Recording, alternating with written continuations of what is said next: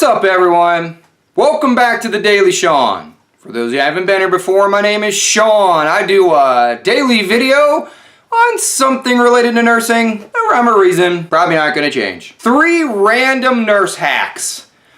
Thinking of starting these video series. Decided to start sharing some tips and tricks that you can use while out there doing the job that might help you a little bit in some way. These tips and tricks will be random. So if you have any nurse hacks, send them to me. Message me here. Send it to me on Snapchat. Want to hear what your nurse hacks are. What have you learned over the years that has helped you with your workflow? I'm going to give you 3 nurse hacks today. 3 nurse hacks today that can help with your workflow. Completely random. Here we go. Number 1, when you're taking care of a patient with an NG or an OG tube, with a gastric tube in some way, and you're giving meds utilizing the piston syringe.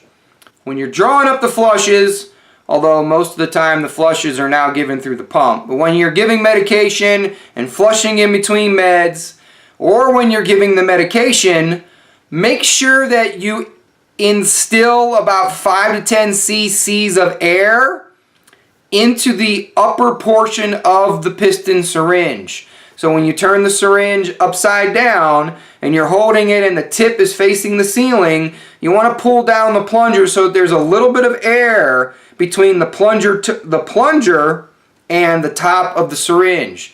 This way, when you go to give your med or your flush, you're actually instilling a little bit of air to use as a buffer so that you don't get anything on the patient or on the bed. There's always that backwards pressure when you give a med and you remove the syringe off of the tip of the gastric tube. There's always a little bit of back pressure that's going to spit whatever you've given back at you. And still just a little bit of air, 5 cc's, no more than 10.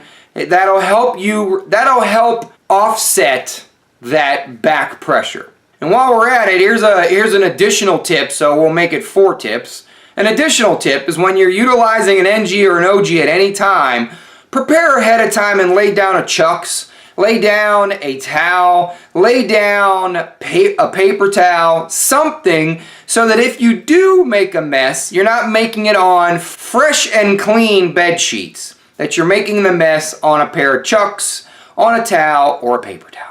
I don't know how much time I wasted having to change bed sheets because I made a mess using a gastric tube. Maybe that was just me. Number 2, the infamous black hole that patients slide into when they're in bed. Adjust them, pull them up in bed, put the head of the bed up, and they slide right down into that crevice so that they're not in an ideal position for proper pulmonary toileting. They slide down and then their chin is into their abdomen, and they're not going to breathe very well that way.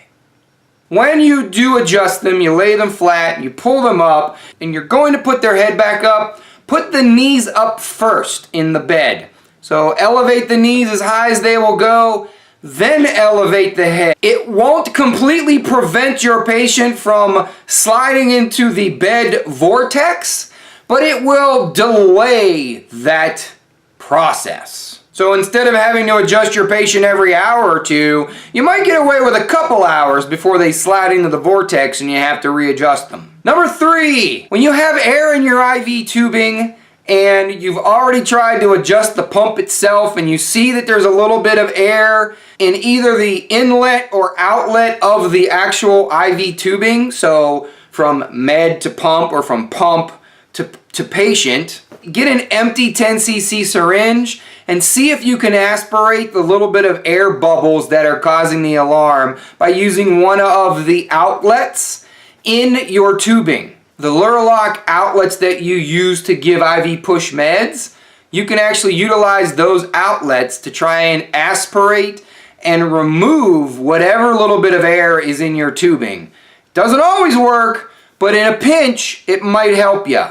Because we all know that the IV pumps love to sing the song of their people in the middle of the night, or right after you've calmed down your completely anxious patient and they're sleeping. The IV pump tends to go off at the most inopportune time.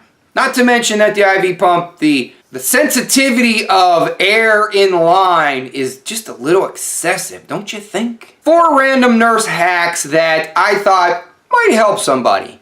For all my seasoned nurses out there, these are probably no-brainers, but for all the nursing students and the newer nurses out there, this might just save them some time, because not everybody gets the same training, education, and skill work that you get. So what you may think as a no-brainer might be the golden ticket for the next nurse.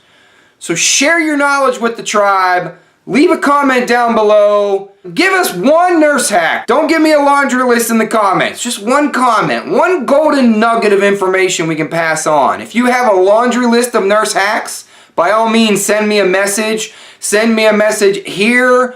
You can send it to me on Twitter. You know that I love hearing from you on Snapchat. I love to hear your nurse hacks, and then we'll share them in a video. Or better yet, you could share them in the video. You know your comments are my caffeine. Share this with somebody. And as always, check your own pulse first.